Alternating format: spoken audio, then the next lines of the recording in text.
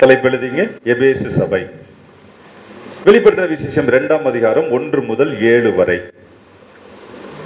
வெளிப்படுத்தின விசேஷம் 2ஆம் அதிகாரம் 1 முதல் 7 வரை. எபேசு சபையின் தூதனுக்கு நீ எழுத வேண்டியது என்னவெனில், 7 நட்சத்திரங்களை தம்முடைய வலது கரத்தில் ஏந்தி கொண்டு 7 பொன் குத்து விளக்குகளின் மத்தியிலே உலாவிக் கொண்டிருக்கிறவர் சொல்லுகிறதாவது, உன் கிரியைகளையும் உன் பிரயாசத்தையும் உன் பொறுமையையும் நீ பொல்லாதவர்களை சகிக்க கூடாமல் இருக்கிறதையும் அப்போஸ்தலர்கள் அல்லாதவர்கள் தங்களை அப்போஸ்தலர் என்று சொல்லுகிறதை நீ சோதித்து அவர்களை பொய்யர் என்று கண்டறிந்ததையும் நீ சகித்து கொண்டிருக்கிறதையும் பொறுமையாய் இருக்கிறதையும் என் நாமத்தின் நிமித்தம் இலைப்படையாமல் பிரயாசப்பட்டதையும் அறிந்திருக்கிறேன். ஆனாலும் நீ ஆதியில் கொண்டிருந்த அன்பை விட்டாய் என்று உன் பேரில் எனக்கு குறை உண்டு. ஆகையால் நீ இன்ன நிலைமையிலிருந்து விழுந்தாய் என்பதை நினைத்து மனம் திரும்பி ஆதியில் செய்த கிரியைகளை செய்வாயாக. இல்லாவிட்டால் நான் சீக்கிரமாய் உன்னிடத்தில் வந்து நீ மனம் திரும்பாத பட்சத்தில் உன் விளக்கு தண்டை அதனிடத்தில் நின்று நீக்கிவிடுவேன். நான் வெறுக்கிற நிக்கோலாய் மதஸ்தரின் கிரியைகளை நீயும் வெறுக்கிறாய். இது உன்னிடத்தில் உண்டு. ஆவியானவர் சபைகளுக்கு சொல்லுகிறதை காதுள்ளவன் கேட்க கடவன். ஜெயம் கொள்ளுகிறவன் எவனோ அவனுக்கு தேவனுடைய பரதேசியின் மத்தியில் இருக்கிற ஜீவ விருட்சத்தின் கனியை புசிக்க கொடுப்பேன் என்று எழுது. இப்ப வாசித்ததான இந்த 7 வசனங்கள் எபேசு சபையின் தூதனுக்கு எழுத வேண்டும் என்கிறார். இதே பிரகாரமாக மற்ற 6 சபைகளுக்கும் தேவன் எழுத சொல்லுகிறார். இப்படி 7 சபைகளுக்கும் எழுதப்படுகிற அந்த சம்பவங்கள் எல்லாவற்றையும் 2ஆம் அதிகாரம் 3ஆம் அதிகாரம் இந்த 2 அதிகாரங்களிலே ஒவ்வொன்றையும் தனித்தனியாக எடுத்து வாசித்தோமானால் ஒவ்வொரு சபையிலும் காணப்படுகின்ற நிறைவுகளையும் அதனுடைய குறைவுகளையும் தேவன் சுட்டி காண்பிக்கிறார். அந்த சபைகளில் காணப்படுகிற நிறைவுகளை தேவன் பாராட்டுகிறார். பிறகு அங்கு காணப்படுகிற குறைவுகள், என்னென்ன குற்றங்கள் குறைவுகள் இருக்கிறதோ அந்த குற்றங்கள் குறைவுகளை தேவன் கண்டிக்கிறார். 2 பிரிவா கவனிங்க. சபைக்கு எழுதணும், இந்த சபையில என்னென்ன நன்மைகள் இருக்கிறதோ அதெல்லாம் பாராட்டவும் செய்கிறார். என்னென்ன குறைவுகள் குற்றங்கள் இருக்கிறதோ அதை கண்டிக்கவும் செய்கிறார். இப்ப இந்த குற்றங்கள் குறைவுகளை விட்டு மனம் திரும்ப வேண்டும் என்ற எச்சரிக்கை கொடுக்கிறார். அப்படி மனம் திரும்பினால் அவர்கள் தப்புவிக்கப்படுவார்கள் என்பதையும், மனம் திரும்பாமல் போனால் அவர்கள் தண்டிக்கப்படுவார்கள் என்பதையும் அறிவிக்கிறார். இப்படி மனம் திரும்பி மீண்டும் தேவனிடத்தில் திரும்புகிற பட்சத்தில் அவர்களுக்கு கொடுக்கப்பட போகிற நித்திய பலன்களையும் நித்திய ஆசீர்வாதங்களையும் அறிவிக்கிறார். இப்ப நான் சொன்னது நல்லா கூர்ந்து கவனிச்சீங்க. இதே பிரகாரமா 7 சபைகளுக்கும் அறிவிக்கிறார். இப்ப இந்த 7ஐயும் ஒன்றின் பின் ஒன்றாக நாம் ஆராய்ந்தோமானால் கூர்ந்து கவனிங்க. கடந்த 2000 ஆண்டுகளில் இதுவரைக்கும் இந்த உலகத்தில் இருந்ததான எல்லா சபை பிரிவுகள் மத்தியிலேயும் இந்த நிறைவுகளையும் பார்க்கலாம், குறைவுகளையும் பார்க்கலாம். இப்ப நாம வாழ்ந்து கொண்டிருக்கிற நம்முடைய சமகாலத்தில் இருக்கக்கூடிய சபைகளுக்குள்ளும் டெனாமினேஷன்லாம் பிறகு டெனாமினேஷன் தூக்கி போடுங்க, அது மேன்மேடா உருவாக்கப்பட்டது. எல்லா சபைகளுக்குள்ளேயும் இங்க தேவன் என்ன நிறைவுகளை சுட்டி காண்பிக்கிறாரோ அந்த நிறைவுகளும் இருக்கும், என்ன குறைவுகளை சுட்டி காண்பிக்கிறாரோ அந்த குறைவுகளும் 2ம் இருக்கும். 7 சபையிலும் என்னென்ன சொல்லி இருக்கிறாரோ அத்தனையும் இருக்கும். அப்படின்னு என்ன புரியுது? 7 வெவ்வேறு சபை பெயரை சொல்றாரு. நம்ம மேப்ல பார்த்தோம்ல, 7 வெவ்வேறு பெயர் சொல்றாரு. இந்த 7 சபைக்கும் நிறைவுகள் குறைவுகளை சுட்டி காண்பிக்கிறார். அத்தனையும் இந்த 2000 ஆண்டுகள் கொண்ட ஒட்டுமொத்த புதிய ஏற்பாட்டு சபையில் இந்த நிறைவுகள் குறைவுகள் 2மே இருக்கும். அப்படின்னா என்ன அர்த்தம்? இந்த 7 சபை என்பது டர்க்கியில் இருக்கக்கூடிய 7 சபைக்கு சொல்லப்பட்டதல்ல. விளங்குதா? ஒட்டுமொத்த புதிய ஏற்பாட்டு சபைக்கு சொல்லப்பட்ட செய்தி. ஆகவேதான் நீங்க ஆர்சி எடுத்தாலும் சரி, புராட்டஸ்டன்ட்ஸ் எடுத்தாலும் சரி, கரிஸ்மேட்டிக்ஸ் எடுத்தாலும் சரி, எந்த சபை பிரிவில் எடுத்தாலும் சரி, இந்த நிறைவுகளும் இருக்கும், குறைவுகளும் இருக்கும். அப்படின்னா சபை தன்னுடைய நிறைவுகளை இன்னும் அதுல வளர்த்து கொள்ளவும், அதுல நல்ல வளர்ந்து முதிர்ச்சி அடையவும் தன்னை தேவனுக்கு அர்ப்பணிக்கணும். அப்படி இல்லாத பட்சத்தில் குறைவுகளின் நிமித்தம் தண்டிக்கப்படுவா என்பதை அறிவிக்கிறார். ஆகவே இந்த 7 சபை எபேசுக்கு சொன்னதானாலும் சரி, கடைசியா லவோதிக்கேயா வரைக்கும் அத்தனையும் இன்றைய கிறிஸ்தவ சபைகள்ல கடந்த 2000 ஆண்டுகளா செயல்பட்டு வந்த எல்லா சபைகளுக்குள்ளேயும் இருக்கிறதை கவனிக்கலாம். இப்ப முதல் பிரிவு எடுத்துக்குவோம். எபேசு சபை வாசிச்சோம் இல்லையா? முதல் வசனத்துல 7 நட்சத்திரங்களை தம்முடைய வலது கரத்தில் ஏந்தி கொண்டு 7 பொன் குத்து விளக்குகளின் மத்தியில் உலாவிக் கொண்டிருக்கிறவர் சொல்லுகிறதாவது. மார்னிங் செஷன்ல தானே படிச்சோம். 7 நட்சத்திரங்கள், 7 பொன் குத்து விளக்குகள். அப்படின்னா இந்த 7 பொன் குத்து விளக்கு என்பது சபை இல்லையா? இந்த சபையின் மத்தியில் உலாவிக் கொண்டிருக்கிறவர் சொல்லுகிறாரா? என்ன சொல்ல ஆரம்பிக்கிறார் பாருங்க. உன்னுடைய கிரியைகள், உன்னுடைய பிரயாசங்கள், உன் பொறுமை, நீ பொல்லாதவர்களை சகிக்க கூடாமல் இருக்கிறதையும், அப்போஸ்தலர் அல்லாதவர்கள் தங்களை அப்போஸ்தலர் என்று சொல்லுகிறதை நீ சோதித்து அவர்களை பொய்யர் என்று கண்டறிந்ததையும், நீ சகித்து கொண்டிருக்கிறதையும் பொறுமையாய் இருக்கிறதையும் என் நாமத்தின் நிமித்தம் இலைப்படையாமல் பிரயாசப்பட்டதையும் அறிந்திருக்கிறேன். இந்த 2-3 வசனங்களிலே எபேசு சபையில் காணப்பட்ட அதனுடைய நிறைவுகளை பேசுகிறார். அந்த சபையில் என்னெல்லாம் நிறைவானவைகள் இருக்கிறது என்பதை பேசுறார். எபேசு சபையினுடைய கிரியைகள், பிரயாசம், பொறுமை இதெல்லாம் நான் அறிந்திருக்கிறேன். உன்னிடத்தில் என்னென்ன கிரியைகள், பிரயாசங்கள்லாம் இருக்கிறது என்பதை அறிந்திருக்கிறேன் என்கிறார். இந்த அறிந்திருக்கிறேன் என்பதற்கு என்ன பொருள் என்றால், நல்ல அந்த வார்த்தை கவனிங்க. அறிந்திருக்கிறேன் அப்படின்னா எனக்கு தெரியும் என்பது ஒரு அர்த்தம். அறிந்திருக்கிறேன்னா தெரியும் என்பது ஒரு அர்த்தம். ஆனால் அறிந்திருக்கிறேன் என்பதற்கு இன்னொரு அர்த்தம், நான் கவனித்துக் கொண்டிருக்கிறேன் அர்த்தம். கவனித்துக் கொண்டிருக்கிறேன்னா புரியுதில்ல? நான் பார்த்து கொண்டே இருக்கிறேன். உன்னுடைய கிரியைகள், உன்னுடைய பிரயாசம், உன்னுடைய பொறுமை இதெல்லாம் நான் பார்த்துட்டு தான் இருக்கேன். இங்க அறிந்திருக்கிறேன் என்பது எனக்கு தெரியும் என்பதை குறித்து பேசல, அந்த அர்த்தத்துல பேசல. சாதாரணமா லிட்டரல் மீனிங்ல எடுத்தா அறிந்திருக்கிறேன் என்றால் எனக்கு தெரியும் என்பது பொருள். இந்த பொருள்ல தேவன் பேசல. ஓகே,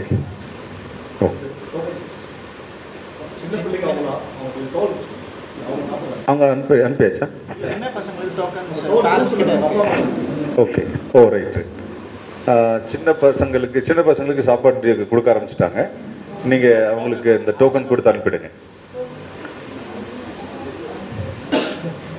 சரி, சின்ன பசங்கள்லாம் டோக்கன் வாங்கிட்டு நீங்க போயிடலாம். விடலாமா? ஓகே, சரி. எபேசு சபையினுடைய கிரியைகள், அதனுடைய பிரயாசங்கள், பொறுமைகள் இவைகள் எல்லாம் தேவன் கவனித்து கொண்டிருக்கிறேன் என்று பேசுறார். நல்லா கவனி. 2 minutes. எனக்கு தெரியும் என்ற அர்த்தத்தில் சொல்லவில்லை. ஏன் அப்படின்னு கேட்டீங்கன்னா, இப்போ எபேசு சபை தன்னுடைய கிரியை அது சில செயல்களாம் செய்யுது. அதெல்லாம் செய்த பிறகு, அதை பார்த்த பிறகுதான், அந்த சபை என்ன செய்கிறதோ அதை பார்த்த பிறகுதான் தேவனுக்கு தெரியுமா? நான் சொல்றது புரியுதா? ஏதோ நல்லது கெட்டது ஏதோ செய்யறான், இவன் நல்லது கெட்டது ஏதோ செய்யறான் அப்படிங்கிறத செய்த பிறகு பார்த்துட்டு தான், ஓ இன்னென்ன இதெல்லாம் செய்யறான் இவன் என்று தேவனுக்கு தெரியுமா? சர்வ ஞானி அவர். சர்வ ஞானி ஆகிய தெய்வத்துக்கு அந்தத்தில் உள்ளதை ஆதி முதற்கொண்டு அறிவிக்கிறவர், இன்னும் செய்யப்படாதவைகளை பூர்வகாலம் முதற்கொண்டு அறிவிக்கிறவர். புரியுதா? அப்படின்னா வானம் பூமி உண்டாகிறதற்கு முன்பே அதனுடைய முடிவையும் அறிவிக்கிறவர். இன்னும் செய்யப்படாதவைகளை பூர்வகாலம் முதற்கொண்டு அறிவிக்கிறவர். ஒருவருடைய இருதயத்தின் சிந்தனைகளையும் யோசனைகளையும் அறிகிறவர். உள்ளிந்திரியங்கள் எல்லாம் ஆராய்ந்து அறிகிறவர். நாம் யோசிப்பதற்கு முன்னமே நாம் என்ன யோசிக்க போகிறோம் என்பது அவருக்கு தெரியும். விளங்குதா? இன்னதான் யோசிக்க போறான்றத நாம யோசிக்கிறதுக்கு முன்னாடியே தெரியும் அவருக்கு. ஒருவனுடைய தாயின் கர்ப்பத்தில் அவன் உருவாகும் முன்னமே அவன் உருவேற்படும் நாளையும் அறிந்திருக்கிறார். புரியுதல்ல? வேதத்தில் படிச்சிருக்கீங்கல்ல, கருவில் எலும்புகள் உருவாகும் நாள் இன்னது என்பதை தேவன் அறிவார். அதனாலதான் பூமியில ஒருவன் தோன்றும் முன்னமே அவன் பேரிடப்பட்டிருக்கிறான் சொல்லப்பட்டிருக்கு. பேரிடப்பட்டிருக்கான்னு புரியுதா? தோன்றும் முன்னமே பேரிடப்பட்டுறான். அப்ப சர்வ ஞானியாகிய தேவனுக்கு நாம என்ன செய்கிறோம் என்பதெல்லாம் நம்ம செய்யறதெல்லாம் பார்த்து பிறகுதான் நாம் என்ன செய்கிறோங்கிறது தெரியுமா? அவருடைய அனந்த ஞானம் சகலத்தையும் அறியும். அவருடைய கண்களுக்கு மறைவானது ஒன்றும் கிடையாது. 7 கண்களாச்சு. சகரையில படிச்சீங்களே, பூமி எங்கும் உலாவுகிறதான கர்த்தருடைய 7 கண்கள், ஒன்றையும் மறைக்க முடியாது. பாதாளத்தில் படுக்கை போட்டாலும் அங்கேயும் அவருடைய கரம் பிடிக்கும். பூமியின் அந்த கடையாந்திரங்களிலே போனாலும் அங்கேயும் பிடிப்பார். வானத்துக்கு ஏறினாலும் நீர் அங்கேயும் இருக்கிறீர். அப்ப சர்வ ஞானிக்கு என்ன பண்ண முடியாது? எதையுமே மறைக்க முடியாது. ஒருவன் இன்னது செய்கிறான் என்பதை செய்த பிறகு அவர் பார்த்து தெரிந்து கொள்கிறவர் அல்ல. அர்த்தம் புரியுதா?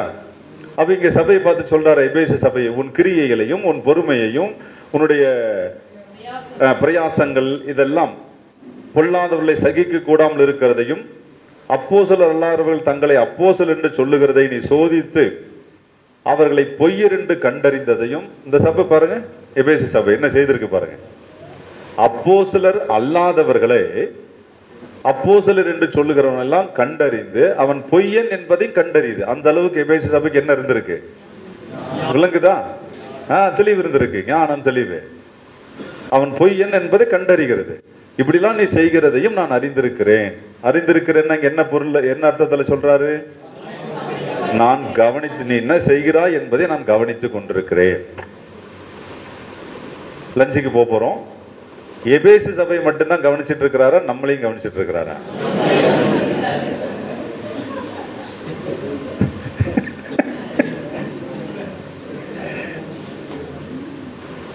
பூமியில வாழ்ந்து கொண்டிருக்கிற 850 கோடி பேரும் என்ன யோசிக்கிறான் என்பதை யோசிப்பதற்கு முன்னமே அறிவார். நாம் இந்த பூமியில் தோன்றும் முன்னமே பெயரிடப்பட்டிருக்கிறோம். அந்த அளவுக்கு அவருடைய சர்வ ஞானம் பொருந்தியவர் அவர். ஆகவே எபேசு சபையை மட்டுமல்ல, நம்மையும் எவ்ரி இண்டிவிஜுவல்ஸ் தனித்தனியா நாம் என்ன செய்து கொண்டிருக்கிறோம் என்பதையும் என்ன பண்ணிட்டு தான் இருக்கிறாரு? கவனிச்சுட்டு தான் இருக்கிறாரு. லஞ்சுக்கு பிறகு கவனிக்கலாம். தேவனுடைய வார்த்தைக்கு துதிகன மகிமை உண்டாவதாக. 7 ஆவிகள், 7 அக்கினி தீபங்கள், 7 சபைகள், இந்த மூன்றும் ஒன்றோடு ஒன்று தொடர்புடையது. 7 ஆவிகளும் 7 அக்கினி தீபங்களும் 7 சபைக்கானது. இப்ப 7 சபைகளை நாம் கவனித்து வருகிறோம். காலையில நாம் தேவனுடைய வார்த்தையாகிய 7 ஆவிகள் 7 அக்கினி தீபங்களாய் தேவனுக்கு முன்பாக சபை பிரகாசிக்க வேண்டும் என்பதை தொடர்புபடுத்தி காண்பிக்கிறது என்பதை விளங்கியிருந்தோம். பிறகு 7 அக்கினி தீபங்களை உடைய தேவன் தம்முடைய கரங்களிலே 7 நட்சத்திரங்களை ஏந்தி கொண்டிருக்கிறார் என்பதையும் கவனித்தோம். இந்த 7 நட்சத்திரங்களும் 7 சபையின் தூதர்கள் என்பதை வேதம் பேசுகிறது. 7 சபைக்கும் அந்தந்த பெயரை சொல்லி அந்தந்த தூதனைக்கு எழுத வேண்டும் என்று தேவன் அறிவிக்கிறார். இப்படி 7 சபைகளுக்குமான செய்தி அறிவித்த பிறகு ஒவ்வொரு சபையின் சம்பவங்கள் நிறைவு பெறும்போது ஆவியானவர் சபைகளுக்கு சொல்லுகிறதை காதுள்ளவன் கேட்க கடவன் என்று அதை நிறைவு செய்கிறார். இப்ப எபேசு சபையை படித்துக் கொண்டிருக்கிறோம்.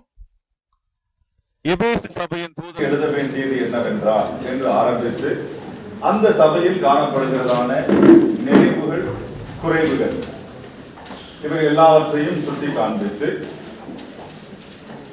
இந்த சபையில் காணப்படுகிற நிறைவுகளை தேவன் பாராட்டுகிறார். அந்த சபையில் காணப்படுகிற குறைவுகளை குறித்து கண்டிக்கிறார்.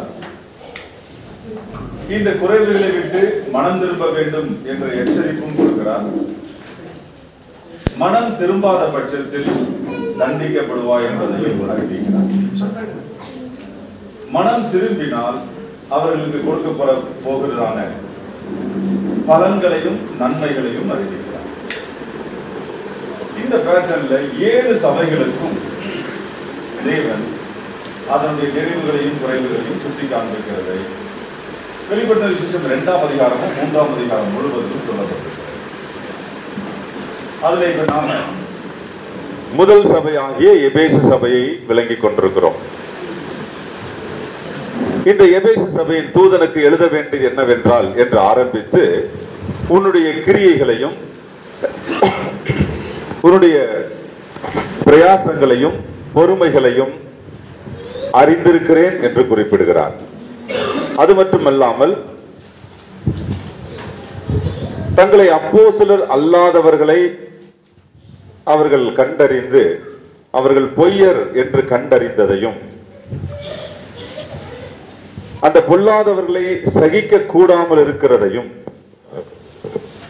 இப்படி எல்லாம் அவர்கள் சோதித்து அறியத்தக்கதாக இந்த சபை செயல்படுகிறது என்பதையும் அறிவிக்கிறார். இது அத்தனையும் அறிந்திருக்கிறேன் என்று குறிப்பிடுகிறார். இந்த அறிந்திருக்கிறேன் என்பதற்கு என்ன அர்த்தம் என்பதை நாம் லஞ்சுக்கு முன்பதாக கவனித்தோம்.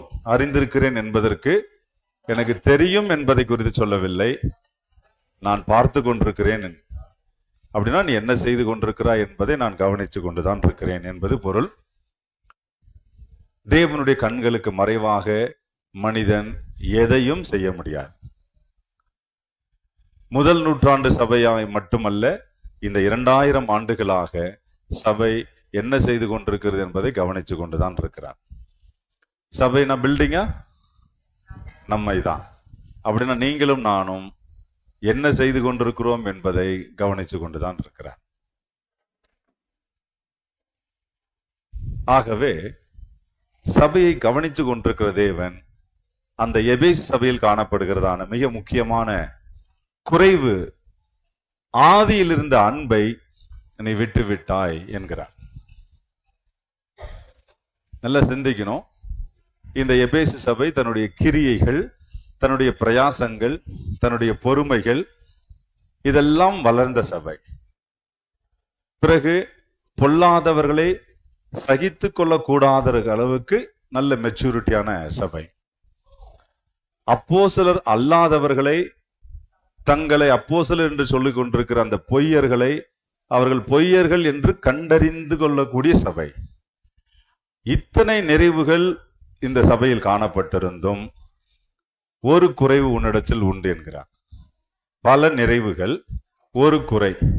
என்ன குறை பாருங்க, நீ ஆதியில் கொண்டிருந்த அன்பை விட்டு விட்டாய். இப்ப சற்று சிந்திக்கணும். பல நிறைவுகள் இருக்கு, ஒரு குறை தானே. சரி, இந்த ஒரு குறை போனா போதுன்னு விடலாமே. 9 நல்ல குணங்கள் இருக்கும்போது ஒரே ஒரு தவறான குணம் தானே. சரி பரவாயில்ல, அட்ஜஸ்ட் பண்ணிக்கலாம், 1 மார்க் வேணா கட் பண்ணிக்கலாம், விடலாமே.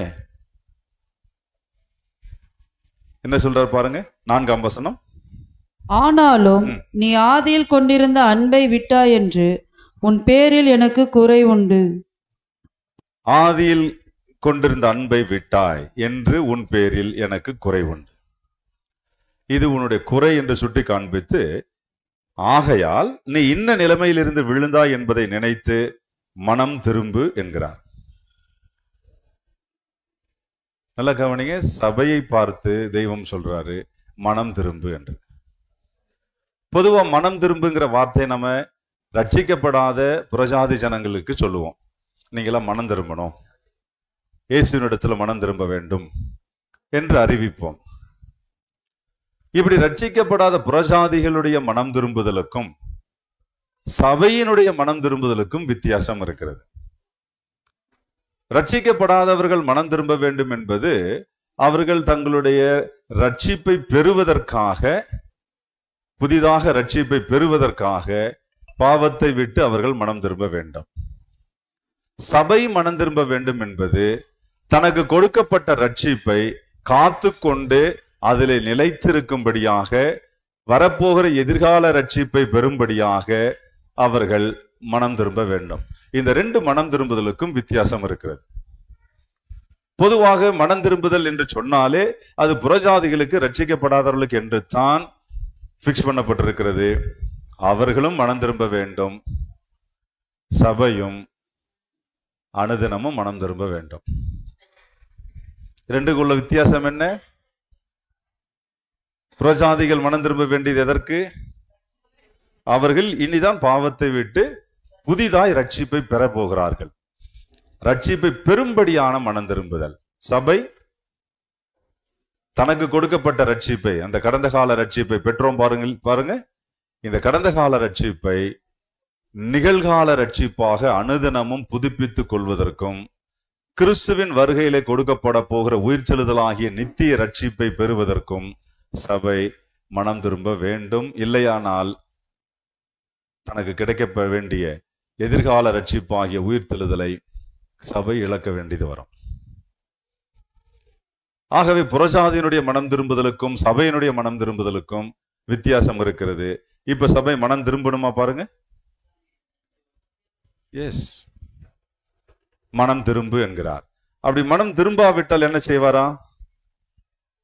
ஆதியில் கிரியைகளை செய்வாயாக. மனம் திரும்பி 5ஆம் வசனம், ஆகையால் நீ இன்ன நிலைமையிலிருந்து விழுந்தாய் என்பதை நினைத்து மனம் திரும்பி ஆதியில் செய்த கிரியைகளை செய்வாயாக. அப்படின்னா நீ ஆரம்பத்துல கொண்டிருந்த அன்பை மீண்டும் நீ தேவனிடத்தில் அன்பு செலுத்த வேண்டும் என்கிறார்.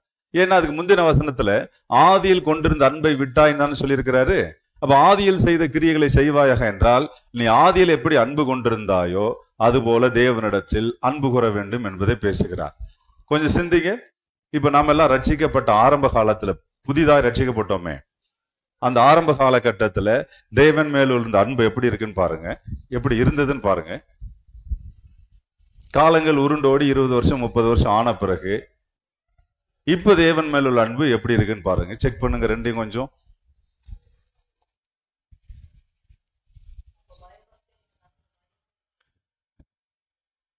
ஆதியில புதிதாய் மனம் திரும்பி ரட்சிப்பை பெற்ற போது தேவ அன்பு நெருக்கி ஏவுகிறதுனால தேவ பக்தியாய் பரிசுத்தமாய் வாழ வேண்டும் என்கிற உணர்வு இருந்தது. தேவனுக்காக எதையாயிலும் செய்து தெய்வத்துக்காக ஏதாவது உழைக்கணும், தேவ ராஜ்யத்துக்காக, சத்தியத்துக்காக, சுவிசேஷத்திற்காக பாட அனுபவிக்கும் இழக்கவும் தயாராக இருந்தது. அப்புறம் மெல்ல கொஞ்சம் வருடங்கள் உருண்டோடுச்சு. கொஞ்சம் காசு பணம் சொத்துக்கள் எல்லாம் சேர துவங்கினது. இல்லைன்னா கொஞ்சம் பிள்ளைகள்லாம் படித்து ஓரளவுக்கு ஒரு நல்ல ஸ்டேட்டஸ்க்கு வந்தாங்க. கொஞ்சம் நம்முடைய ஸ்டேட்டஸ் டெவலப் ஆனவுடன் ஆதியில் கொண்டிருந்த அன்பு 90% கிறிஸ்தவர்கள் மத்தியில் குறைந்திருக்கிறதை பார்க்கலாம். குறைந்ததுக்கு காரணம் என்ன? ஆதியில் கொண்டிருந்த அன்பு குறைஞ்சதுக்கு காரணம் என்ன? தங்களுடைய ஸ்டேட்டஸ் வளர்ந்ததுதான்.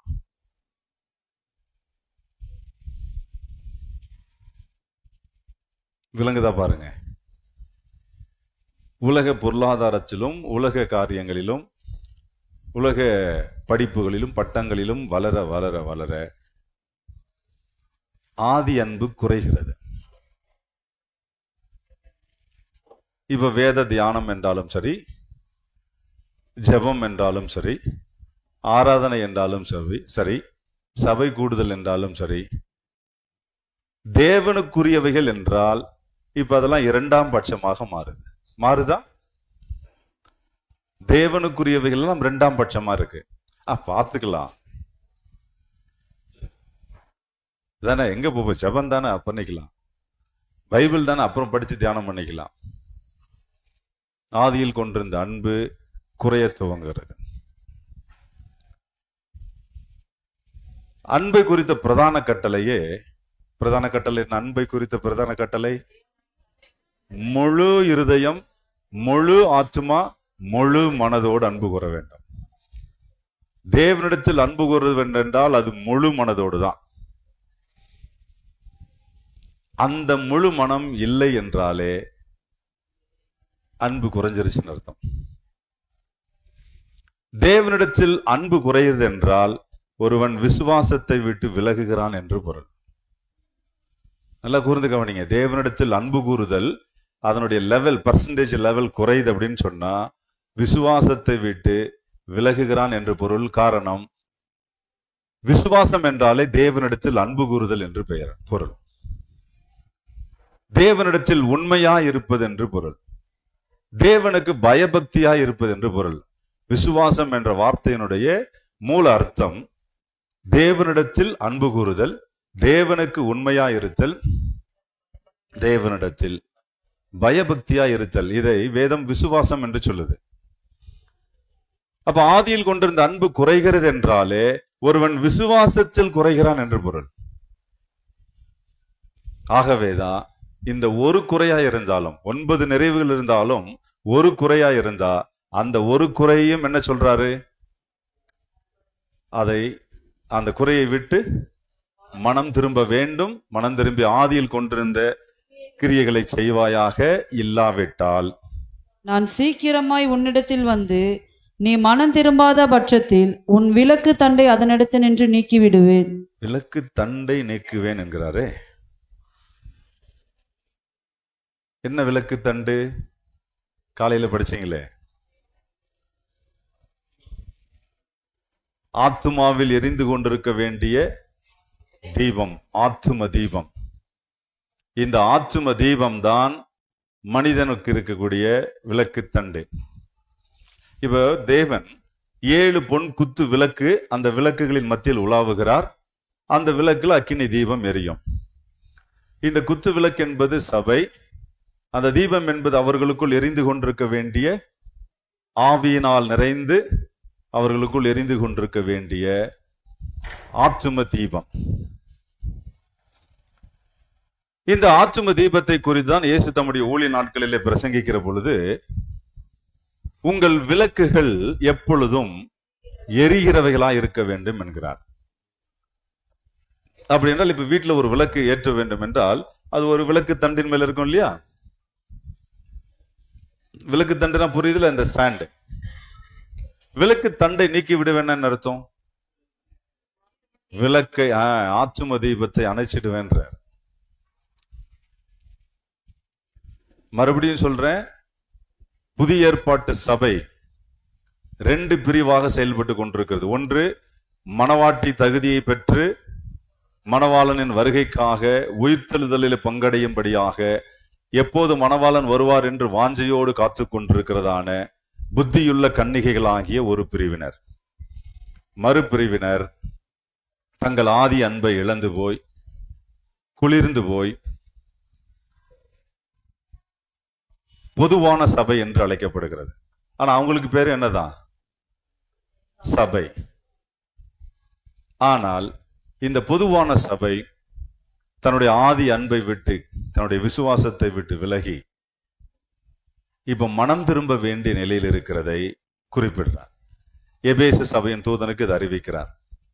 இது எபேசு சபைக்குத்தானே சொல்லப்பட்டது, நமக்கு இல்லையே என்ற கேள்வி எழுமானால், எபேசு சபை மட்டும்தான் ஆதியில் கொண்டிருந்த அன்பை விட்டு விலகினதா? இன்றைய சபையும் ஆதி அன்பை விட்டு விலகி இருக்கிறதா?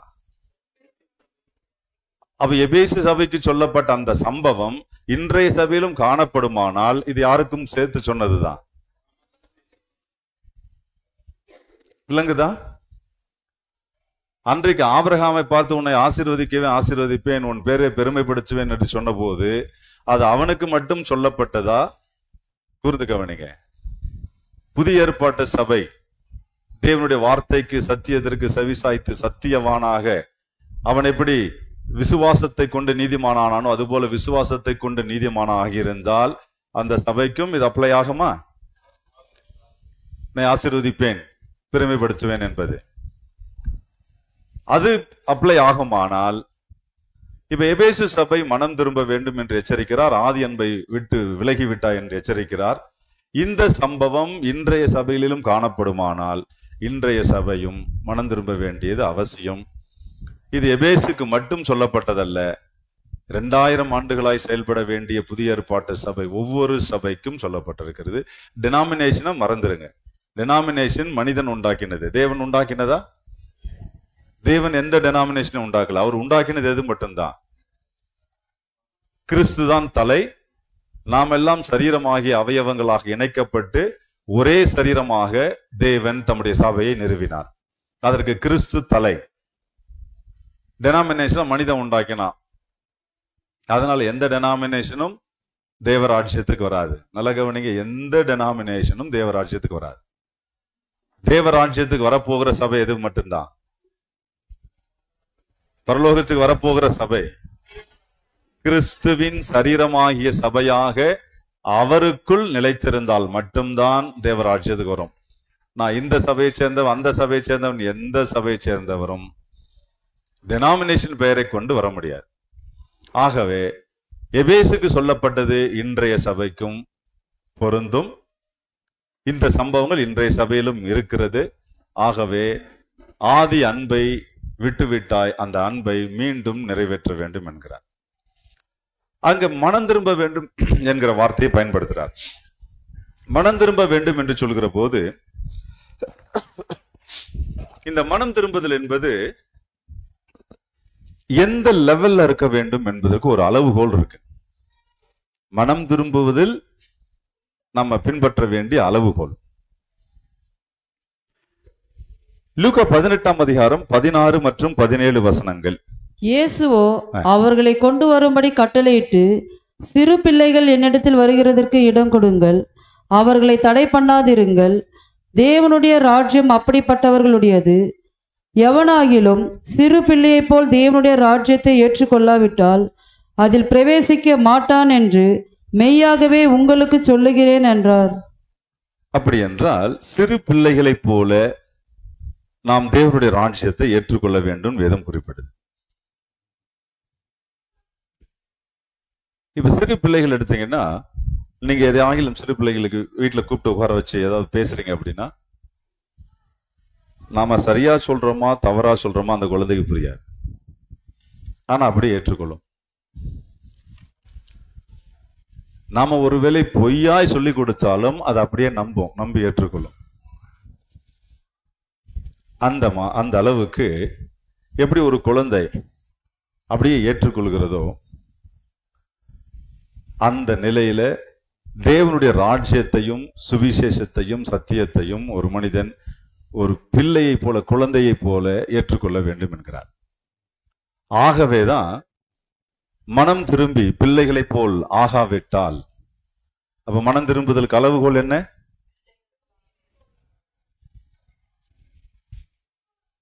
மனம் திரும்பி பிள்ளைகளை போல் ஆகாவிட்டால் அவன் தேவனுடைய ராஜ்யத்தில் பிரவேசிப்பது இல்லை என்பது வேத சட்டம். அப்படி என்றால் மனம் திரும்புதல் எந்த அளவில் இருக்கணும், எந்த லெவல்ல இருக்க வேண்டும் என்றால் குழந்தை உள்ளத்தை போல. குழந்தை உள்ளத்துக்கு அர்த்தம் புரியும்ல, கள்ளம் கபடம் இல்லாத உள்ளம், அதுக்கு பேர் தான் குழந்தை உள்ளம். இப்படி கள்ளம் கபடம் இல்லாத குழந்தை உள்ளமாக ஒருவன் மனம் திரும்ப வேண்டும். அவன்தான் முழு இருதயத்தோடும் முழு ஆத்மாவோடும் முழு மனதோடும் தேவனிடத்தில் அன்பு கூற முடியும். விளங்க முடியுதா? ஆதியில் கொண்டிருந்த கிரியைகளை நீ செய்வாயாக என்று சொல்லுகிற போது பிள்ளைகளை போல மனம் திரும்ப வேண்டும். மனம் திரும்புன்னு சொல்லியிருக்கிறாரு, அதில் அளவுகோலும் சொல்லப்பட்டிருக்கு. பிள்ளைகளை போல் மனம் திரும்ப வேண்டியது அவசியம். இங்குதான் இந்த மனம் திரும்புதல்ல கிறிஸ்தவம் கொஞ்சம் ஃபெயிலியர், கொஞ்சம் ஃபெயிலியர் இல்லை, ஆல்மோஸ்ட் ஃபெயிலியர். நாங்கள் மனம் திரும்பி இருக்கிறோம் என்று சொல்லுகிறார்கள், ரட்சிக்கப்பட்டிருக்கிறோம் என்று சொல்லுகிறார்கள், நாங்கள் ஆவியை பெற்றிருக்கிறோம் என்று சொல்லுகிறார்கள். ஆனால் குழந்தை உள்ளம் இருக்கிறதான் செக் பண்ணோமானால் எல்லாவித பொறாமைகளும் இருக்கு, வஞ்சகங்களும் இருக்கு, சூழ்ச்சிகளும் இருக்கு, தந்திரங்களும் இருக்கு, பொறாமை, எரிச்சல், வைராக்கியங்களும் இருக்கு. ஆனால் நாங்கள் ரட்சிக்கப்பட்டவர்கள், ஆவியை பெற்றவர்கள் என்று சொல்லுகிறார்கள். அப்படின்னா எபேசு சபையின் தூதனுக்கு சொல்ல வேண்டியது என்னவெனில் தேவன் அறிவிக்கிறார். இப்ப இந்த சபையின் தூதன் சபைக்கு சொல்ல வேண்டியது என்னவெனில், இந்த வார்த்தை கவனிங்க, தேவன் எபேசு சபையின் தூதனுக்கு சொல்றார். இப்ப இந்த தூதன் எபேசு சபையின் ஊழியன் சபைக்கு சொல்ல வேண்டியது என்ன சொல்ல இருக்கணும்? பிள்ளைகளைப் போல மனம் திரும்ப வேண்டும் என்று. இது சொல்லப்படாததினாலே, நாங்கள் மனம் சொல்லிக் கொடுக்காததுனால, நாங்கள் மனம் திரும்பி இருக்கிறோம் என்றும் ரட்சிக்கப்பட்டிருக்கிறோம் என்றும் ஆவியை பெற்றிருக்கிறோம் என்றும் என்றெல்லாம் சொன்னாலும் எல்லா பொறாமையும், வஞ்சங்களும், சூழ்ச்சிகளும், தந்திரங்களும் செயல்படுகிறது. அப்படி நாம் மனம் திரும்புதலை என்றால் என்னவென்று கிறிஸ்தவம் கவனிக்க தவறியது. ஆகையினாலதான் ஒருவன் இடறினால் என் மனம் எரியாதிருக்குமோ பவுல் எச்சரிக்கிறான். இந்த வார்த்தையை நல்லா கவனிங்க. நாங்கள் மனம் திரும்பி இருக்கிறோம் சொல்றாங்க, ரட்சிக்கப்பட்டிருக்கிறோம் சொல்றாங்க, ஆவியை பெற்றிருக்கிறோம் என்று சொன்னாலும் எல்லா பொறாமையும், வஞ்சகங்களும், சூழ்ச்சிகளும் செயல்படுகிற போது கூர்ந்து கவனிக்கணும். ஒருவன் இடறுகிறான் என்று பொருள். ஒருவன் இடறினால் என் மனம் எரியாதிருக்குமோ? அப்படி என்றால் சபையாகிய சரீரம் இடருமேயானால் மனம் எரியும், மனம் பதறும். அதனாலதான் நான் அனுதினமும் சாகிறேன் என்று குறிப்பிடுறான் பவுல். சபைக்காக அனுதினமும் சாகிறேன் என்கிறான். எபேசு சபையின் தூதனுக்கு சொல்ல வேண்டியது என்னவெனில், சபையின் தூதர்கள் இங்க நிறைய பேர் இருக்கிறீங்க. சபையின் தூதர்கள் யாருன்னு புரியுதில்ல? முழு நேர ஊழியர்கள் மட்டும் இல்ல, நான் பகுதி நேரமா செய்கிறேன் என்ன சொன்னாலும் சரி, அவ்வப்போது செய்கிறேன் என்று சொன்னாலும் சரி, அந்தகாரத்திலிருந்து நீங்கள் ஆச்சரியமான ஒளியினிடத்திற்கு கொண்டு வரப்பட்டிருப்பீர்களே, ஆனால் தன்னை ஆச்சரியமான ஒளியினிடத்திற்கு கொண்டு வந்தவருடைய புண்ணியங்களை அறிவிக்க வேண்டிய ராஜரிக ஆசாரிய கூட்டம் நாம் என்பதை வேதம் அறிவிக்கிறது. அதனால முழு நேர ஊழியரானாலும் சரி, பகுதி நேர ஊழியரானாலும் சரி, அவ்வப்போது டைம் கிடைக்கும் போது நான் ஊழியம் செய்கிறேன் என்று சொன்னாலும் சரி, அல்லது புதிதாய் ரட்சிக்கப்பட்டிருக்கிறேன் என்று சொன்னாலும் சரி, நாம் தேவனுடைய பண்ணையில், அவருடைய தோட்டத்தில் நாம் தேவராஜ்யத்தின் ஊழியத்தை செய்கிறதான தேவ தூதர்களே. எபேசு சபையின் தூதனுக்கு சொல்ல வேண்டியது, இப்ப சபையின் தூதன் சபைக்கு சொல்ல வேண்டியது மனம் திரும்பு, ஆதியின் கிரிகளை செய்யும்படி அறிவிக்கிறார். இந்த ஆதியில் செய்த கிரியைகளை செய்ய வேண்டும் என்கிற போது கலாத்திய சபை இதுக்கு ஒரு எக்ஸாம்பிளாக காண்பிக்கப்படுது. கலாத்திய சபை 1 அதிகாரம் 4-5 வசனங்களை வாசிப்போம். அவர் நம்மை இப்பொழுதிருக்கிற பொல்லாத பிரபஞ்சத்தினின்று விடுவிக்கும்படி நம்முடைய பிதாவாகிய தேவனுடைய சித்தத்தின்படியே நம்முடைய பாவங்களுக்காக தம்மை தாமே ஒப்பு கொடுத்தார். 1 அதிகாரம் 4. ஓகே, வாசிக்க. அவருக்கு என்றென்றைக்கும் உள்ள சதா காலங்களிலும் மகிமை உண்டாவதாக. ஆமென். 6ஆம் வசனம் வரை. உங்களை கிறிஸ்துவின் கிருபையினாலே அழைத்தவரை நீங்கள் இவ்வளவு சீக்கிரமாய் விட்டு வேறே சுவிசேஷத்திற்கு திரும்புகிறதை பற்றி நான் ஆச்சரியப்படுகிறேன். அப்படியானால் பொல்லாத பிரபஞ்சத்தினின்று விடுவிக்கும்படி நம்முடைய பிதாவாகிய தேவனுடைய சித்தத்தின்படியே நம்முடைய பாவங்களுக்காக தம்மை தாமே ஒப்பு கொடுத்தார். இந்த சம்பவங்களை கவனிச்சு பாருங்க. இதை பொல்லாத பிரபஞ்சத்தின்று விடுவிப்பதற்காக தேவ சித்தத்தின்படி தம்மை தாமே தேவன் கிறிஸ்து ஒப்பு கொடுத்திருக்க போகும்போது அவரை இவ்வளவு சீக்கிரமாய் விட்டு வேறு சுவிசேஷத்திற்கு நீங்கள் திரும்புகிறதை குறித்து நான் ஆச்சரியப்படுகிறேன் என்கிறார். அப்படியானால் முதல் நூற்றாண்டிலேயே சபை என்ன செய்ய துவங்கி இருக்கு? ஏனால் இது அப்போஸ்தலனாகிய பவுல் உயிரோடு இருக்கும் போது எழுதப்பட்ட நிருபம். அப்போஸ்தலன் உயிரோடு இருக்கும் போதே சபை வேறொரு சுவிசேஷத்திற்கு திரும்பி இருக்கிறது.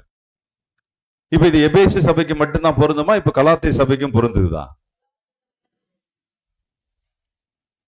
எபேசு சபைக்கு சொல்லப்பட்ட செய்தி கலாத்திய சபையிலும் காணப்படுதே.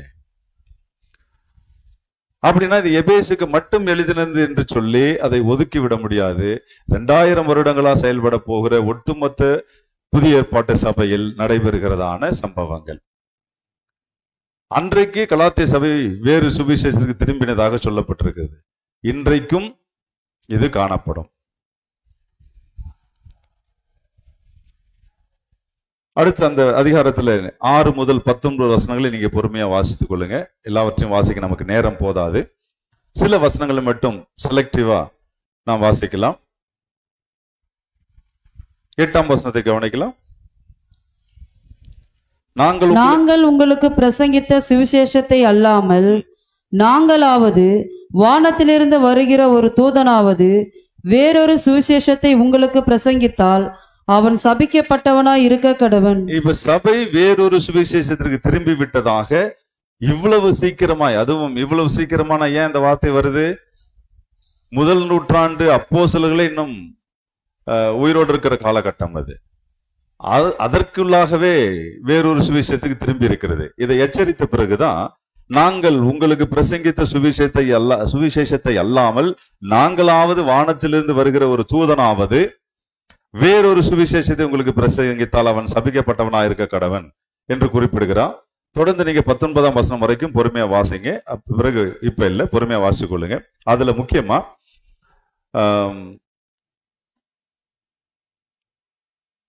19ஆம் வசனம் வாசிப்போம். கர்த்தருடைய சகோதரனாகிய யாக்கோபை தவிர அப்போஸ்தலரில் வேறொருவரையும் உலக வழிபாடுகளுக்கு திரும்பினதாக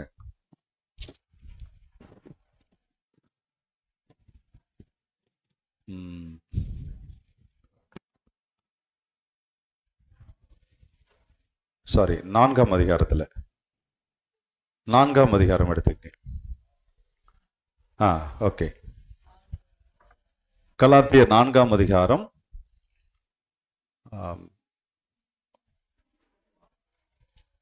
6 to 19 வரைக்கும் படிக்கணும். பட் அது எல்லாத்தையும் படிக்க நமக்கு நேரம் கிடையாது. சில வசனங்களை மட்டும் 15க்கு பிறகு அப்படி வாசிங்க. அப்பொழுது நீங்கள் கொண்டிருந்த ஆனந்த பாக்கியம் எங்கே? உங்கள் கண்களை பிடுங்கி எனக்கு கொடுக்க கூடுமானால் அப்படியே செய்திருப்பீர்கள் என்று உங்களுக்கு சாட்சியா இருக்கிறேன். இது ஆதியில் கொண்டிருந்த அன்பு. ரட்சிக்கப்பட்ட ஆரம்ப காலகட்டங்களிலே, புதிதாய் தேவனை ஏற்றுக்கொண்ட காலகட்டங்களிலே ஆதியில் என்ன அன்பு இருந்தது என்றால், எப்படி எக்ஸ்பிளைன் பண்ற பாருங்க. நீங்கள் அப்பொழுது நீங்கள் கொண்டிருந்த ஆனந்த பாக்கியம் எங்கே? ஆனந்த பாக்கியம் எங்கே அப்படின்னா, அந்த ரட்சிக்கப்பட்ட ஆரம்ப காலகட்டத்துல ஜெபம் என்றாலும், ஆராதனை என்றாலும், வேத தியானம் என்றாலும், தேவனுக்குரிய ஊழிய காரியங்கள் என்றாலும் முதல் ஆளாம் நின்ற அந்த ஆனந்த பாக்கியம் எங்கே? அதை எப்படி எக்ஸ்பிளைன் பண்றான்? உங்கள் கண்களை பிடுங்கி எனக்கு கொடுக்க கூடுமானால் அப்படியும் செய்திருப்பீர்கள் என்று உங்களுக்கு சாட்சியா இருக்கிறேன். கண்களை கொடுக்க சொன்னா கூட பிடுங்கி கொடுத்திருப்பீங்க என்றான். இது ஆதியில் கொண்டிருந்த அன்பு. அந்த ஆனந்த பாக்கியம் எங்கே? விளங்குதா பாருங்க. தொடர்ந்து அப்படியே, நான் உங்களுக்கு சத்தியத்தை சொன்னதினாலே உங்களுக்கு சத்துருவானேனோ? அவர்கள் உங்களை நாடி வைராக்கியம் பாராட்டுகிறார்கள். ஆகிலும் நல்மனதோடே அப்படி செய்யாமல் நீங்கள் அவரை நாடி வைராக்கியம் பாராட்டும் பொருட்டு உங்களை புறம்பாக்க விரும்புகிறார்கள். நல் விஷயத்தில் வைராக்கியம் பாராட்டுவது நல்லதுதான். அதை நான் உங்களிடத்தில் இருக்கும் பொழுது மாத்திரமல்ல, எப்பொழுதும் பாராட்ட வேண்டும். என் சிறு பிள்ளைகளே, கிறிஸ்து உங்களிடத்தில் உருவாகும் அளவும் உங்களுக்காக மறுபடியும் கர்ப்ப வேதனைப்படுகிறேன். என்ன சொல்றோம் பாத்தீங்களா? நீங்கள் கொண்டிருந்த ஆனந்த பாக்கியம் எங்கே? கண்களை பிடுங்கி கொடுக்க கூடுமானால் அதையும் செய்திருப்பீர்கள். இப்படி நான் உங்களுக்கு சத்தியத்தை சொன்னதினால் சத்துருவானேனோ என்று கேள்வி எழுப்பி 19ஆம் வசனத்திலே, சிறு பிள்ளைகளே, கிறிஸ்து உங்களிடத்தில் உருவாகும் அளவும் உங்களுக்காக மறுபடியும் கர்ப்ப வேதனைப்படுகிறேன் என்கிறான். அப்படின்னா அந்த ஆதியில் கொண்டிருந்த அன்பை விட்டு விலகினதாலே மீண்டும் அந்த ஆதி அன்புக்கு திரும்ப வேண்டும் என்றும், ஆதியில் செய்த கிரியைகளை செய்ய வேண்டும் என்றும், சபை மனம் திரும்ப வேண்டும் என்றும் தேவ ஆவியானவர் சபைகளுக்கு சொல்லுகிறதை காதுள்ளவன் கேட்க கடவன். அதுல 9ஆம் வசனம் கொஞ்சம் கவனிக்கப்பட வேண்டியது, கொஞ்சம் வாசிப்போம். இப்பொழுதோ நீங்கள் தேவனை அறிந்திருக்க அல்லது தேவனாலே அறியப்பட்டிருக்க பலனற்றதும் வெறுமையானதுமான அவ்வழிபாடுகளுக்கு நீங்கள் மறுபடியும் திரும்பி மறுபடியும் அவைகளுக்கு அடிமைப்படும்படி விரும்புகிறதெப்படி? அர்த்தம் புரியுதா? நீங்கள் தேவனை அறிந்திருக்க அல்லது தேவனால் அறியப்பட்டிருக்க, அப்படின்னா ரட்சிப்பை பெற்று தேவனால் தெரிந்து கொள்ளப்பட்டிருக்கிற ஜனம். அதை விட்டுட்டு பலனற்றதும் வெறுமையானதுமான வழிபாடுகளுக்கு, அதாவது உலக வழிபாடுகளுக்கு நீங்கள் மறுபடியும் திரும்பி மறுபடியும் அவைகளுக்கு அடிமைப்பட விரும்புவது எப்படி? அப்படின்னா தேவனால் தெரிந்து கொள்ளப்பட்ட சந்ததி ஆகிய இந்த கூட்டத்தார் மறுபடியும் உலக வழிபாடுகளுக்கு போய் அதில் சிக்கிக் கொள்ளாதபடிக்கு மனம் திரும்ப வேண்டியது அவசியம்.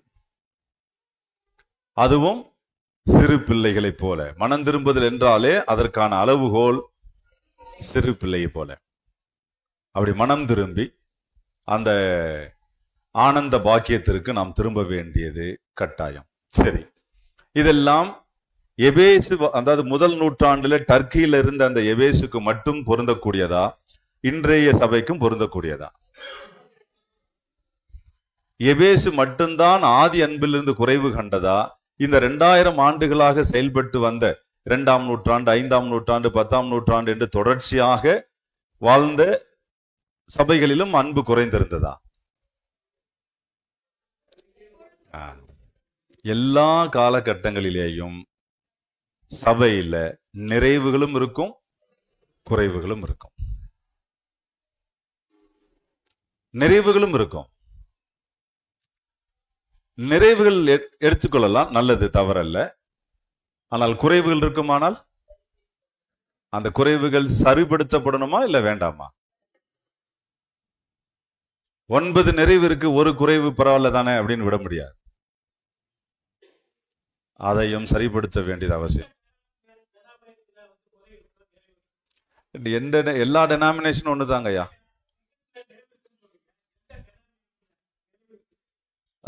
இது இப்போ ஒரு 100 பேர் இருக்கும் வச்சுக்கோங்க.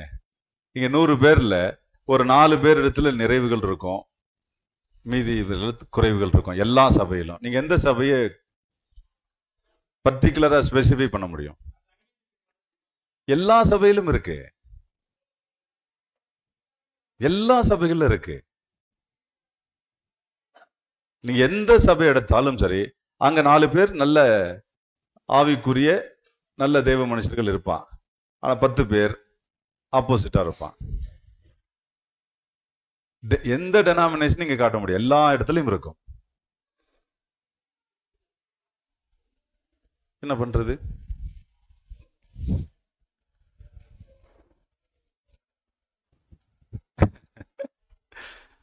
பர்டிகுலரா ஏதாவது டெனாமினேஷன் பேரை சொல்லுங்க அப்படின்னு கேட்டீங்கன்னா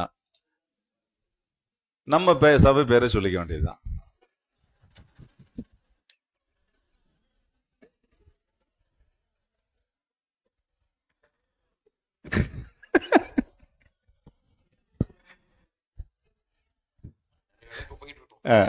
நிறைவு நோக்கி போயிட்டு இருக்கணும்.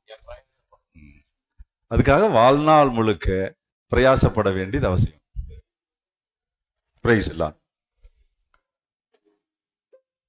இப்ப எபேசு சபைக்கு தேவன் சொல்லக்கூடிய ஆலோசனை, மனம் திரும்ப வேண்டும், ஆதியில செய்த கிரியைகளை செய்ய வேண்டும் என்கிறார். அப்படி திரும்பாத பட்சத்தில் தண்டிக்கப்படுவதையும் வேதம் பேசுகிறது. நீ மனம் திரும்பாத பட்சத்தில் உன் விளக்கு தண்டை நீக்கி விடுவேன் என்கிறார்.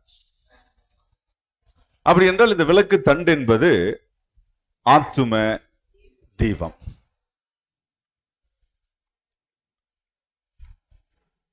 அதுக்கு அர்த்தம் என்னவென்றால், ஆத்துமா ஜீவனை இழந்து போகும் என்று பொருள். விளக்கு தண்டு நீக்கப்படும். ஆத்துமா தனக்குரிய ஜீவனை இழந்து போக வேண்டியது வரும். 2 கொரிந்தியர் 4:6 வாசிப்போம். இருளில் இருந்து வெளிச்சத்தை பிரகாசிக்க சொன்ன தேவன் இயேசு கிறிஸ்துவின் முகத்திலுள்ள தமது மகிமையின் அறிவாகிய ஒளியை தோன்ற பண்ணும் பொருட்டாக எங்கள் இருதயங்களிலே பிரகாசித்தார். அப்படின்னா பிரகாசம் எங்க இருக்கணும்? இருதயத்துல. பிரகாசம் என்றால் தீபம் எரிவது என்று பொருள். தீபம் எரிஞ்சாதான பிரகாசம் வரும். ஒரு தீபம் எரியுதுன்னா அதை சுத்தி வெளிச்சம் பிரகாசம் இருக்கும் இல்லையா? அப்ப தீபம் எரிந்தாதான் பிரகாசம் வரும். இந்த பிரகாசம் எங்கள் இருதயங்களிலே பிரகாசித்ததாக சொல்லப்பட்டிருக்கு. அப்ப பொருள் என்ன? சிந்திக்கணும். இருளிலிருந்து வெளிச்சத்தை பிரகாசிக்க சொன்ன தேவன் இப்பொழுது தமது முகத்தில் உள்ள மகிமின் அறிவாகிய ஒளியை தோன்ற பண்ணும் பொருட்டாக எங்கள் இருதயங்களிலே பிரகாசித்தார். இதுதான் ஆத்தும தீபம், ஆத்துமால எரிகின்ற தீபம். இப்ப விளக்கு தண்டு நீக்கப்படும் என்றால் ஆத்தும தீபம் அணைக்கப்பட்டு போகும் என்று பொருள். இத நீதிமொழிகள் 20ஆம் அதிகாரம் 27 மற்றும் 20 வசனங்களிலே தெளிவாய் சொல்லப்பட்டிருக்கு பாருங்க. நீதிமொழிகள் 20ஆம் அதிகாரம் 27 மற்றும் 20. மனுஷனுடைய ஆவி கர்த்தர் தந்த தீபமாய் இருக்கிறது. விளங்குதா பாருங்க. மனுஷனுடைய ஆவி கர்த்தர் தந்த தீபமாய் இருக்கிறது. அது உள்ளத்தில் உள்ளவைகளை எல்லாம் ஆராய்ந்து பார்க்கும். அப்ப கூர்ந்து கவனிச்சோமானால் அடுத்த 20ஆம் வசனமும், தன் தகப்பனையும் தன் தாயையும் தூஷிக்கிறவனுடைய தீபம் காரிருளில் அணைந்து போகும். காரிருள் அணைஞ்சு போகுமாம தீபம். எந்த தீபம்?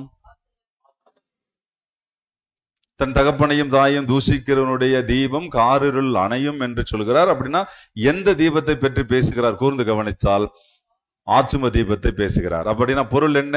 விளக்கு தண்டு நீக்கப்படுகிறது. எப்ப விளக்கு தண்டை நீக்குவேன்னு சொல்றாரு? ஆதியில் கொண்டிருந்த அன்பை நீ செய்ய வேண்டும், அதற்காக மனம் திரும்ப வேண்டும். இல்லாவிட்டால் விளக்கு தண்டு நீக்கப்படும். அப்ப விளக்கு தண்டு நீக்குதல் என்பதற்கு பொருள் என்ன ஆராய்ந்தோமானால் ஆத்தும தீபம் அணைந்து போகும் என்பது பொருள். இப்ப ஆத்துமா ஜீவனை இழக்குமானால் தேவனுடைய ராஜ்யத்தில் பிரவேசிக்க முடியாது. கிறிஸ்தவனாக வாழ்ந்தாலும் சரி, ஆவியில நிறைந்தாலும் சரி, ஆத்துமா ஜீவனை இழக்குமானால் தேவ ராஜ்யத்தில் பிரவேசிக்க முடியாது. 1 கொரிந்தியர் 15:50 வாசிச்சு பாருங்க. சகோதரரே, நான் சொல்லுகிறது என்னவெனில் மாம்சமும் ரத்தமும் தேவனுடைய ராஜ்யத்தை சுதந்தரிக்க மாட்டாது. அப்ப மாம்சமும் ரத்தமும் தேவனுடைய ராஜ்யத்தை சுதந்தரிக்காது. எதுதான் சுதந்தரிக்கும்? ஆத்துமா தான் தேவ ராஜ்யத்தை சுதந்தரிக்கும். உள்ளான மனிதனாகிய ஆத்துமா.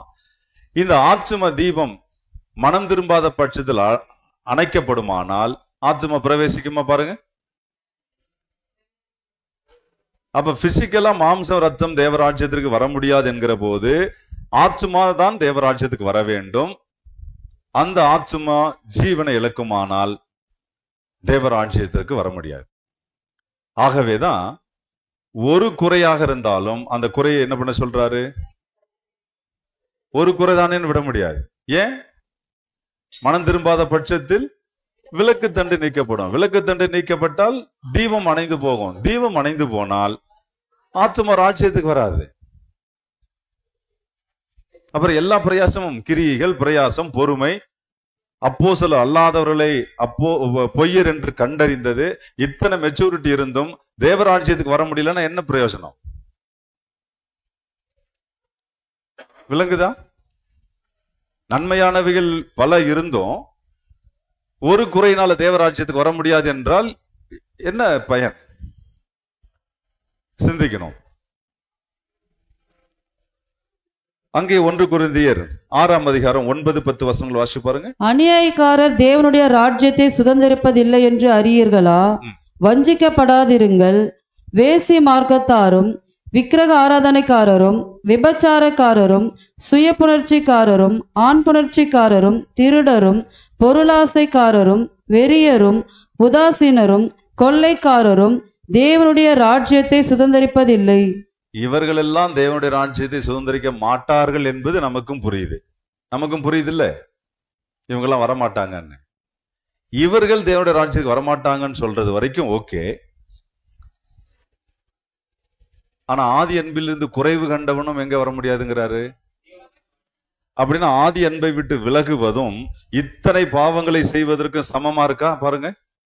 ஏன்னா இத்தனை விதமான பாவங்களை செய்கிறவனும் வரமாட்டான்னு சொல்றாரு. ஆதி அன்பிலிருந்து குறைவு கண்டவனும் ஆச்சும தீபம் நீக்கப்படும் அவனும் வரமாட்டான்னு சொல்றாரு. அப்படியானால் இந்த தேவ அன்பை விட்டு விலகுவதை எவ்வளவு பெரிய பாவமா காண்பிக்கப்பட்டிருக்கு பாருங்க. பல்வேறு துன்மார்க்கங்களை செய்து பாவத்திலேயே உழன்று தேவராஜ்யத்துக்கு வர முடியாமல் போகிறானே, அதற்கு ஈக்குவலண்டா எதுக்கு சொல்லப்பட்டிருக்கு? விளங்குதா? ஒரு குறைதான் விட்டுறலாமா?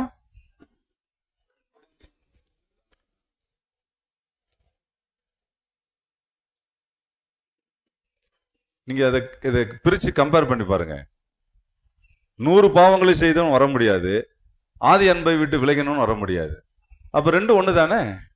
இவனும் வரமாட்டான் அவனும் வரமாட்டான் என்றால் ரெண்டும் ஒண்ணு தானே.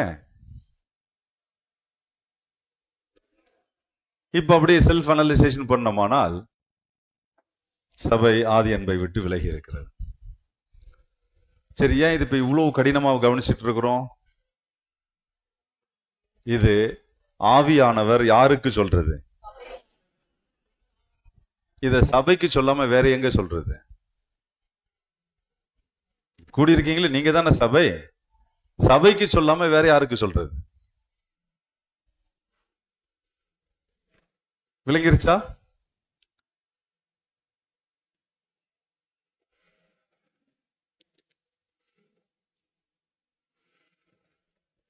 அடுத்து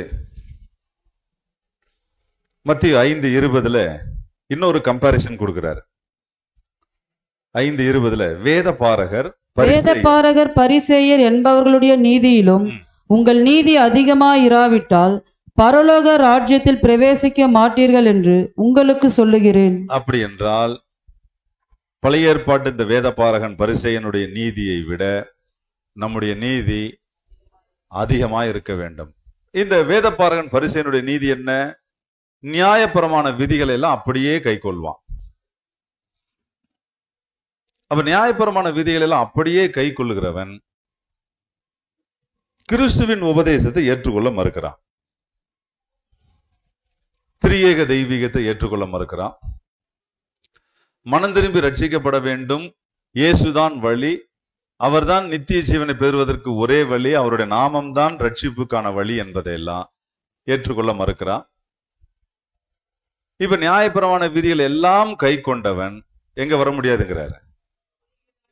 வேத பாரகன் என்றாலே வேதத்தை போதிக்கிறவன் என்று பொருள். அவர்களுடைய நீதியிலும் உங்கள் நீதி அதிகமாக இருக்க வேண்டும் என்பதை குறிப்பிடுறார். அப்படியானால் முழு நியாயப்பிரமாணத்தையும் கை கொண்டிருந்தாலும் வர முடியாது. முழு இருதயத்தோடு முழு ஆத்மாவோடு முழு மனதோடு தேவனாகிய கர்த்தரிடத்தில் அன்பு கூறாமல் முழு நியாயப்பிரமாண விதிகளையும் கை கொண்டிருந்தாலும் வர முடியாது. ஆகவே அன்பு கூறுதல் என்பது பிரதான கட்டளை.